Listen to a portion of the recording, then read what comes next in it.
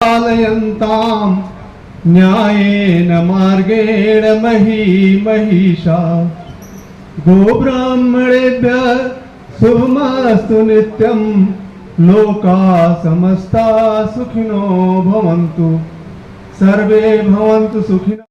भागों में बांटा जा सकता है। जो हमारा परमाणु ऊर्जा विभाग है उसके 3 मुख्य भाग हैं। एक है जिसमें जो रिसर्च ऑर्गेनाइजेशंस हैं जो रिसर्च का काम करते हैं, जिसमें बीआरसी मुंबई है, Raja Ramanna centre for advance technology Kalpakkam Chennai है, और एक मध्य प्रदेश में भी आपने सुना होगा Raja Ramanna centre for advance technology Indore में है। ये 3 ऐसी संस्थाएं हैं जो रिसर्च का काम करती हैं। दूसरा विंग है पब्लिक सेक्टर अंडरटेकिंग का। पब्लिक सेक्टर अंडरटेकिंग में सबसे पहला है Nuclear Power Corporation of India, फिर है Indian Rare Earth, Uranium Corporation, Electronic Corporation का है। और इस नॉलेज बेस की ही कड़ी में भारत का परमाणु ऊर्जा विभाग भी कार्यरत है, जो ह्यूमन हेल्थ के क्षेत्र में, फूड सिक्योरिटी के क्षेत्र में, वाटर सिक्योरिटी के क्षेत्र में, एनर्जी सिक्योरिटी के क्षेत्र में, इंडस्ट्रीज में और स्वच्छ भारत अभियान आदि में महत्वपूर्ण भूमिका निभा रहा है। Friends, once we talk about an innovation, first let us understand what is innovation. Innovation involves thinking differently. Innovation वो होता है कि हम बिल्कुल अलग तरीके से सोचने लग जाते हैं, and thinking creatively. ऐसा सोचें कि हम कुछ नया कर सकें। We know that economic prosperity of any nation, किसी भी देश की जो अर्थव्यवस्था है वो इस बात पर निर्भर करती है कि हमारा ह्यूमन रिसोर्स कैसा है, हमारे पास मानव संसाधन किस तरीके का है। और इसी तकनीकी मानव संसाधन को बनाने के लिए डॉक्टर भाभा ने 1956 में Bhabha atomic research centre BRC में ट्रेनिंग स्कूल स्टेब्लिश किया, जिसमें हर साल 150 से 200 बीटेक या एमएससी के स्टूडेंट्स लिए जाते हैं। उन्हें 1 वर्ष तक ट्रेनिंग दी जाती है और ट्रेनिंग के बाद उन्हें अलग अलग जगहों पर, कोई न्यूक्लियर पावर कॉर्पोरेशन में जाता है, कोई न्यूक्लियर फ्यूल कॉम्प्लेक्स जाता है, कोई तारापुर जाता है, कोई जहाँ जहाँ प्रोजेक्ट है वहाँ जाते हैं। और जिनको रिसर्च का इंटरेस्ट होता है वो बीआरसी में रहकर रिसर्च करते हैं। अभी तक करीब 10,000 साइंटिस्ट ट्रेनिंग लेकर या तो अपने कार्यक्षेत्र में सेवा देकर निवृत्त हो चुके हैं या अभी सेवाएं दे रहे हैं, जिसका अभी 68वां बैच चल रहा है।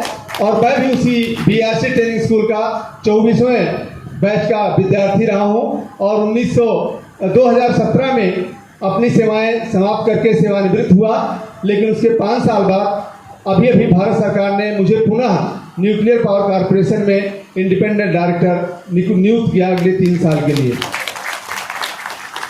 मेरे सामने ये जो ढेर सारे बच्चे बैठे हुए हैं, इसमें वैसे तो इतिहास के और सोशियोलॉजी के इनके ज़्यादा थे, लेकिन कुछ विज्ञान के भी बच्चे हैं या जो इस विद्यालय में हैं, उनमें मैं कई में देख रहा हूं कि इस विद्यालय से ही कई भाभा निकल सकते हैं, कई अब्दुल कलाम निकल सकते हैं और कई कल्पना चावला निकल सकती हैं,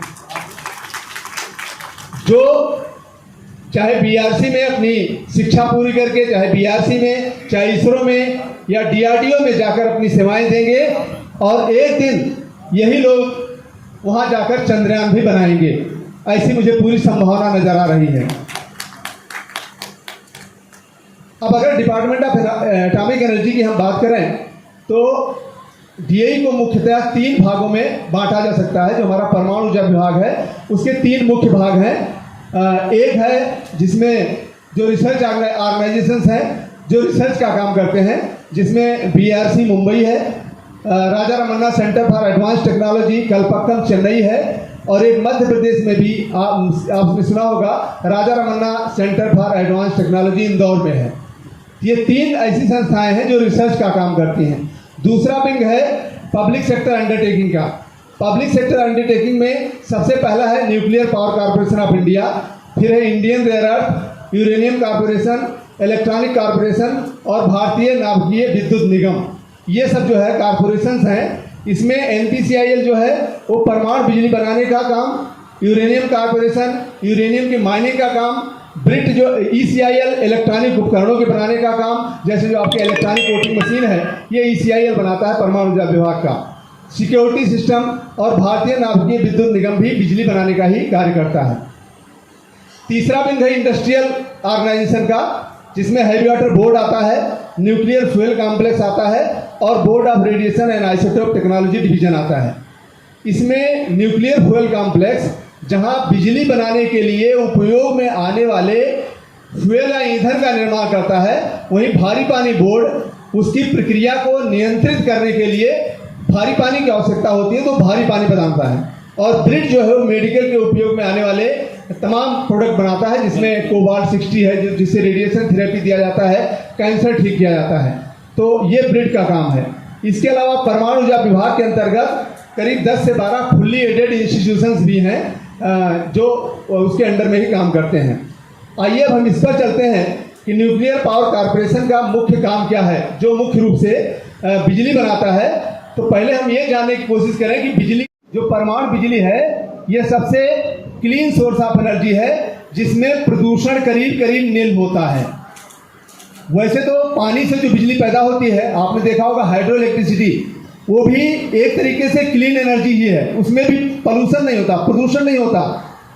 लेकिन जहां पर पानी की बिजली बनाने के लिए बांध बनाए जाते हैं, वहां का सबमर्जेंस अर्थात डूब का क्षेत्र इतना अधिक होता है कि 1000 मेगावाट का प्लांट अगर लगाया जाए तो 2000 से 5000 हेक्टेयर तक की भूमि उससे प्रभावित होती है और उस डूब क्षेत्र में आ जाती है।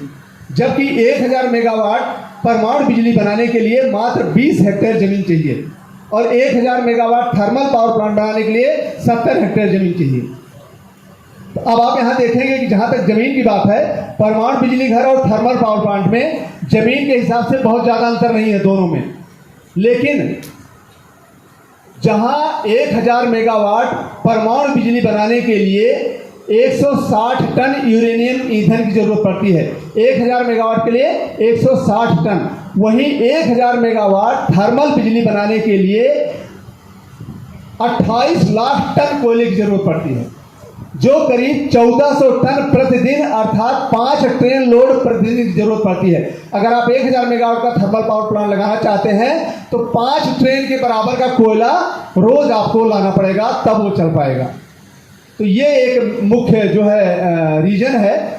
और दूसरी तरफ जहाँ परमाणु बिजली घर से प्रदूषण का स्तर करीब करीब नगण्य होता है, जैसा मैंने बताया, वहीं 1000 मेगावाट के एक ताप बिजली घर से 70 लाख टन कार्बन डाइऑक्साइड, जो ग्रीन हाउस गैस होती है, सोचिए 70 लाख टन कार्बन डाइऑक्साइड और 45,000 टन सल्फर डाइऑक्साइड और 20,000 टन नाइट्रस ऑक्साइड जैसी विषैली गैस पैदा होती है। और यही कारण है आज सरकार इस बात पर अधिक जोर दे रही है कि हम आगे के समय में थर्मल पावर प्लांट लगाना धीरे धीरे कम करें, परमाणु बिजली के उत्पादन का अनुपात बढ़ाएं और साथ ही साथ सोलर पावर और दूसरे जो सोर्स हैं ग्रीन एनर्जी के, जैसे विंड एनर्जी है, जियो थर्मल एनर्जी है, उस पर हम जोर दें, जिससे 2070 तक हम नेट जीरो का जो हमारा टारगेट है हमारे प्रधानमंत्री का, उसको हम लोग अचीव कर सकें। नेट जीरो का तात्पर्य है कि हम जितनी ग्रीन हाउस गैस बनाएं उतनी हम एटमॉस्फेयर से निकाल भी सकें, जिससे जो ग्लोबल वार्मिंग हो रही है ग्रीन हाउस गैस के कारण, वो कम से कम रुके। नहीं तो ये स्थिति आ जाएगी कुछ सालों बाद कि हम इस धरती पर शायद रहना भी दूभर हो जाए। दूसरे, आज हमारे पास अगर तेल आप देखें, गैस आप देखें, तो अगले 50-60 साल से ज़्यादा का नहीं है। कोयला जरूर अभी 150 वर्ष तक के लिए है, लेकिन चूंकि ये सारे सोर्स जो है ये प्रदूषण करते हैं, ग्रीन हाउस गैस बनाते हैं, इसलिए सरकार का ये कोशिश है कि हम धीरे धीरे सोलर पर, परमाणु बिजली पर, विंड एनर्जी पर ज़्यादा फोकस करें। अब हमने ये बात तो आपको बताई कि परमाणु बिजली घर से प्रदूषण नगण्य होता है, पर लोगों की धारणा ऐसी नहीं है, लोग ऐसा नहीं सोचते है। जो परमाणु बिजली है ये सबसे क्लीन सोर्स ऑफ एनर्जी है, जिसमें प्रदूषण करीब करीब नील होता है। वैसे तो पानी से जो बिजली पैदा होती है, आपने देखा होगा हाइड्रो इलेक्ट्रिसिटी, वो भी एक तरीके से क्लीन एनर्जी ही है, उसमें भी पॉल्यूशन नहीं होता, प्रदूषण नहीं होता। लेकिन जहां पर पानी की बिजली बनाने के लिए बांध बनाए जाते हैं वहां का सबमर्जेंस अर्थात डूब का क्षेत्र इतना अधिक होता है कि 1000 मेगावाट का प्लांट अगर लगाया जाए तो 2000 से 5000 हेक्टेयर तक की भूमि उससे प्रभावित होती है और उस डूब क्षेत्र में आ जाती है। जबकि 1000 मेगावाट परमाणु बिजली बनाने के लिए मात्र 20 हेक्टेयर जमीन चाहिए और 1000 मेगावाट थर्मल पावर प्लांट बनाने के लिए 70 हेक्टेयर जमीन चाहिए। तो अब आप यहां देखेंगे कि जहां तक जमीन की बात है, परमाणु बिजली घर और थर्मल पावर प्लांट में जमीन के हिसाब से बहुत ज्यादा अंतर नहीं है दोनों में, लेकिन जहां 1000 मेगावाट परमाणु बिजली बनाने के लिए 160 टन यूरेनियम ईंधन की जरूरत पड़ती है, 1000 मेगावाट के लिए 160 टन, वहीं 1000 मेगावाट थर्मल बिजली बनाने के लिए 28 लाख टन कोयले की जरूरत पड़ती है, जो करीब 1400 टन प्रतिदिन अर्थात 5 ट्रेन लोड प्रतिदिन की जरूरत पड़ती है। अगर आप 1000 मेगावाट का थर्मल पावर प्लांट लगाना चाहते हैं तो 5 ट्रेन के बराबर का कोयला रोज आपको लाना पड़ेगा, तब वो चल पाएगा। तो ये एक मुख्य जो है रीजन है। और दूसरी तरफ जहां परमाणु बिजली घर से प्रदूषण का स्तर करीब करीब नगण्य होता है, जैसा मैंने बताया, वहीं 1000 मेगावाट के एक ताप बिजली घर से 70 लाख टन कार्बन डाइऑक्साइड जो ग्रीन हाउस गैस होती है, सोचिए 70 लाख टन कार्बन डाइऑक्साइड और 45,000 टन सल्फर डाइऑक्साइड और 20,000 टन नाइट्रस ऑक्साइड जैसी विषैली गैस पैदा होती है।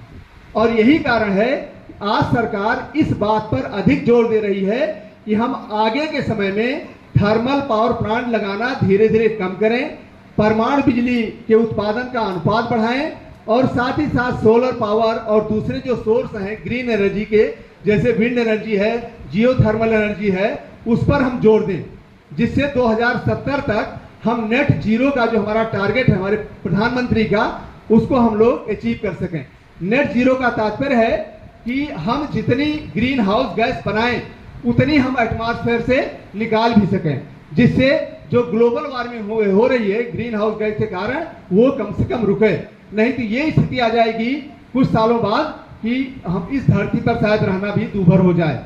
दूसरे, आज हमारे पास अगर तेल आप देखें, गैस आप देखें तो अगले 50-60 साल से ज्यादा का नहीं है।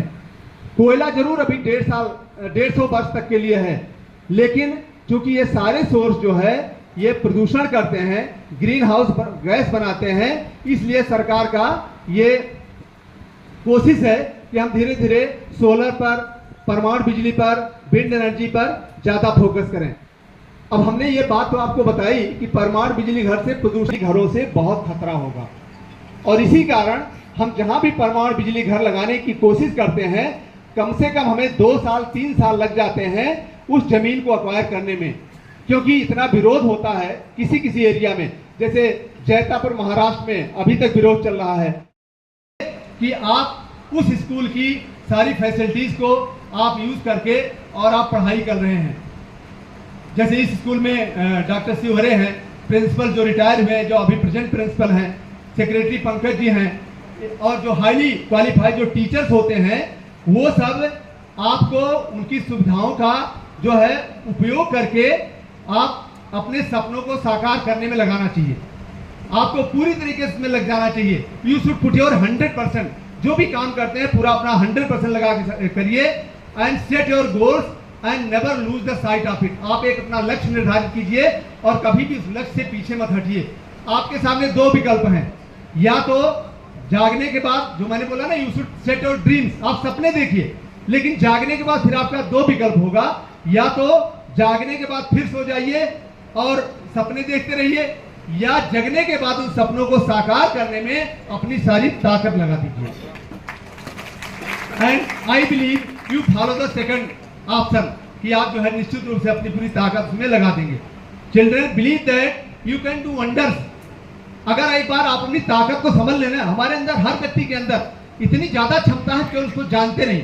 यहाँ तक कि माइंड की क्षमता का आइंस्टीन का भी केवल 7.5% यूज हुआ है, हम लोगों का शायद 3-4%, 2.5%, 2%, 1% होता है। तो हमारे अंदर अपार क्षमता है, लेकिन क्या है, हम समझ नहीं पाते। जिस दिन हम सोच लेंगे कि हमारी ये क्षमता का उपयोग हम कर सकते हैं, तो तो निश्चित रूप से हम आगे बढ़ते जाएंगे। उसके लिए आपको अपना एटीट्यूड चेंज करना पड़ेगा। Love what you are doing. एक बार आपको पता लग गया, आपका गोल ये है, ये कर रहे हैं, देन लव दैट। ऐसा नहीं कि आप इंजीनियर ही बने, डॉक्टर ही बने, आप सीए बने, आप न्यायाधीश बने, जो भी आपका गोल होता है, जो भी आप सेट करते हैं, यू स्टार्ट लविंग दैट। मुझे अब यही करना है और उसमें पूरा अपना 100% लगा दीजिए। और तीसरी चीज है जो सबसे इंपॉर्टेंट है, believe in what you are doing. जो आप कर रहे हैं उसमें आपको पूरा विश्वास होना चाहिए कि मैं इसमें सफल हो जाऊंगा। पूरा विश्वास रखिए, पूरा फेथ रखिए उसमें कि जो भी कर रहे हैं उसमें सफल होंगे, क्योंकि हम जो सोचते हैं वही मैनिफेस्ट होता हमारे जीवन में। पंडित श्री राम शर्मा आचार्य ने कहा है,